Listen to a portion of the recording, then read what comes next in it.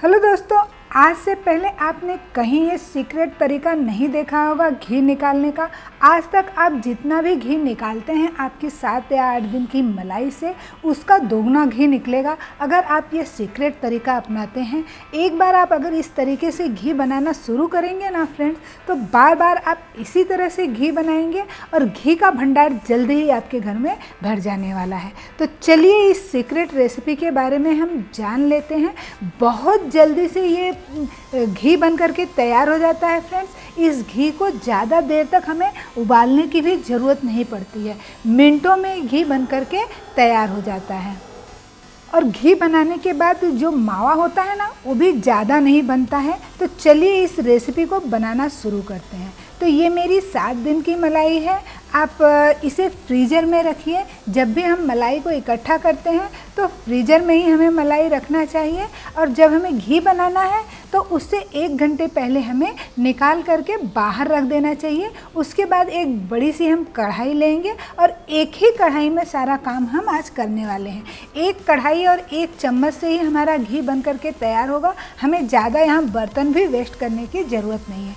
जब फ्रीज़र से हम मलाई को निकाल करके 1 घंटा पहले बाहर रख देते हैं तो वो सॉफ्ट हो जाती है और काम करना आसान हो जाता है। तो लीजिए, यहाँ पर हमारा पहला सीक्रेट ये है कि हमने जब फ्रीज़र से मलाई को निकाल करके रख दिया, उसके बाद कढ़ाई में ट्रांसफ़र करने के बाद इस तरह से हम मिर्ची लगा देंगे। लाल वाली मिर्ची हो वो लगा सकते हैं आप, हरी मिर्ची हो उसको भी लगा सकते हैं, छोटी बड़ी जो भी मिर्ची हो उसको इस तरह से मलाई में डाल करके आप 1 से 2 घंटे के लिए छोड़ दीजिए। बहुत ही अमेजिंग सा रिजल्ट आपको मिलने वाला है। तो मलाई में इस तरह से मिर्ची डाल करके आप 1-2 घंटे के लिए इसे ढक करके छोड़ दीजिएगा। 1-2 घंटे के बाद इस मिर्ची को हम निकाल लेंगे। अब इसे हम मथना शुरू करेंगे। सिर्फ जिस चम्मच से आप घी को हिलाने वाले हैं, चलाने वाले हैं, उसी चम्मच से आप यहाँ मलाई को चलाना शुरू कीजिए। तो देखिए, मैं मलाई को यहाँ पे बहुत ही आसानी से धीरे धीरे से ही हम चलाएंगे। तो 2 से 3 मिनट हम इसे चलाएंगे। हमारा घी और दूध दोनों अलग अलग हो जाने वाला है। तो मैं वीडियो को थोड़ा सा फास्ट फॉरवर्ड करके दिखा रही हूँ ताकि बहुत लंबी वीडियो ना हो।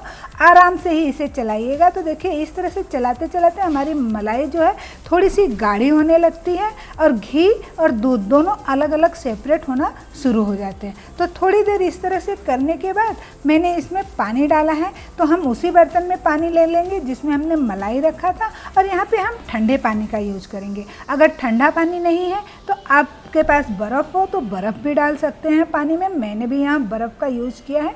अब इस घी को फिर से हम मक्खन को धीरे धीरे हिलाना शुरू करेंगे। तो देखिए, मक्खन अलग होने लग गया है और इसमें जो छाछ होती है वो अलग होने लग गया है। बस हम मक्खन को इस तरह से एक तरफ इकट्ठा करते जाएंगे।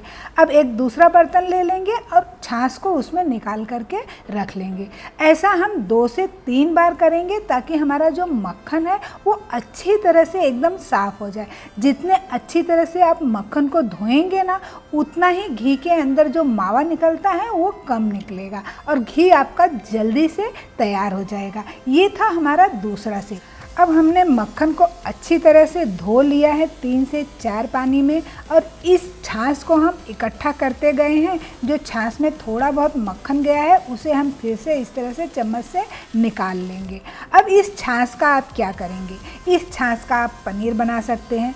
आप इस छाछ को नहीं यूज करना चाहते, पनीर नहीं बनाना चाहते हैं, तो इस छाछ को करीब 4 से 5 दिन तक इसी तरह से ढक करके छोड़ दीजिए। ये एकदम बढ़िया सी सड़ने लगेगी, यानी इसमें एक स्मेल सी आने लगेगी। इसके बाद इसमें 2 या 3 गुना पानी आप मिक्स कर लीजिए और अपने सभी प्रकार के पौधों को इस पानी को दे सकते हैं। बहुत ही बढ़िया ये फर्टिलाइज़र बनकर तैयार होता है। अब आते हैं इस मक्खन की तरफ। तो देखिए, थोड़ा थोड़ा सा इस मक्खन में इस तरह से पानी रह जाता है। तो अच्छी तरह से इस मक्खन को दबाते हुए एक तरफ करिए और जितना भी एक्स्ट्रा पानी थोड़ा बहुत इसमें है उसको निकाल दीजिए। ये निकालना ज़रूरी है क्योंकि इसी से हमें बहुत ज़्यादा समय लगता है घी बनने में। ये हमारा तीसरा टिप्स है। और इस पानी को जब हम निकाल देते हैं तो घी जल्दी से मेल्ट होने लगता है और यहाँ पे बहुत ज़रूरी बात, ये हमारी चौथी टिप्स है। गैस की फ्लेम को हमेशा हाई करके ही आप घी को इस तरह से मेल्ट कीजिए मक्खन को। अगर आप हाई फ्लेम पे इसे रख करके मेल्ट करते हैं तो जल्दी से मेल्ट भी हो जाता है और ये कढ़ाई में नीचे चिपकता भी नहीं है। इस तरह से आप इसे हिलाते हुए 2 मिनट भी नहीं लगते हैं फ्रेंड्स इसे मेल्ट होने में, बहुत ही बढ़िया से ये मेल्ट हो जाते हैं। तो देखिए कितना बढ़िया से फटाफट से ये मेल्ट हो गए हैं और घी और मक्खन जो नीचे मावा होता है वो दोनों यहाँ पे सेपरेट हो गए हैं। और अभी भी हमारे गैस की फ्लेम हाई है, हम हाई करके ही इसे पकाने वाले हैं। बहुत कम समय आएगा कि हम यहाँ पर घी को मीडियम या लो फ्लेम पे करेंगे। अब हमारी ये 5वीं टिप्स बहुत ही ज़्यादा ज़रूरी है। यहाँ हम एक चुटकी, सिर्फ एक चुटकी बेकिंग सोडा का यूज करने वाले हैं। देखिए इस तरह का बेकिंग सोडा हर जगह मार्केट में आसानी से मिल जाता है। टाटा का नमक जो आता है उसका भी मिलता है, किसी भी कंपनी का आप ले सकते हैं। तो देखिए यहाँ पे बहुत थोड़ा सा मैंने हाथ में ले करके दिखाया है और चुटकी से भी हम देख सकते हैं यहाँ। तो सिर्फ एक चुटकी इतना हमने इसमें मिक्स कर देना है और यहाँ इसी स्टेज पे मिक्स कर देना है। जब हमारा मक्खन मेल्ट हो जाता है उसी समय हमें इसे डालना होता है। इससे हमारा घी बहुत जल्दी बन करके रेडी हो जाता है और बढ़िया सी खुशबू के लिए और घी को लॉन्ग टाइम तक, ज़्यादा समय तक चलने के लिए, जल्दी हमारा घी खराब ना हो, इसलिए हम यहाँ पर ½ टीस्पून के करीब मेथी दाना डाल देंगे।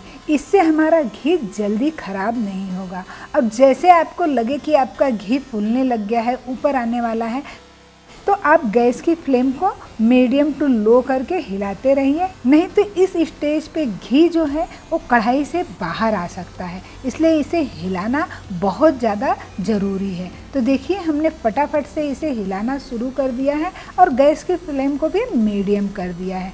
अब इस स्टेज पे हमारी 6ठी टिप्स है कि हम घी दानेदार कैसे बनाएं। तो घी को दानेदार बनाने के लिए यहाँ पर हाथ में आप थोड़ा सा पानी लीजिए, करीब 4 से 5 चम्मच ही पानी का हमें यूज करना है और ऊपर से घी पे छींटा मारना है।